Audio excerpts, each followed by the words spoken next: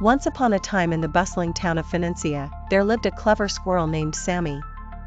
Sammy wasn't an ordinary squirrel, he was fascinated by the world of stocks and investments.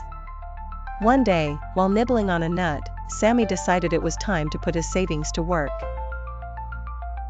He scampered through the town, gathering information from wise old owls and experienced hedgehogs who knew the stock market well. Sammy learned about the potential rewards of investing in stocks, like capital appreciation when stock prices went up, and receiving dividends. Excited and ready, Sammy opened an account at the Woodland Exchange and began his investment journey.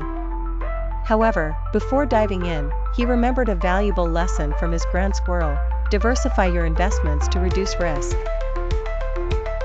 So, Sammy spread his nuts across various stocks and industries, from acorn oil companies to pinecone tech firms.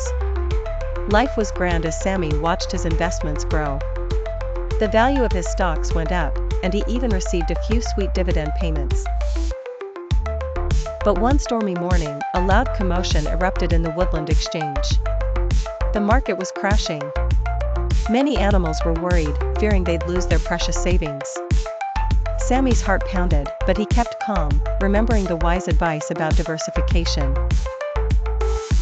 To his relief, while some stocks went down, others held their ground or even gained a little. Sammy had spread his investments wisely, and although some of his nuts diminished in value, the majority stayed intact.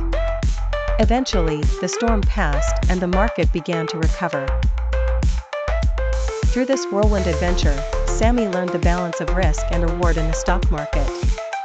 He discovered that while market crashes and poor company performances could bring losses, diversification provided a safety net.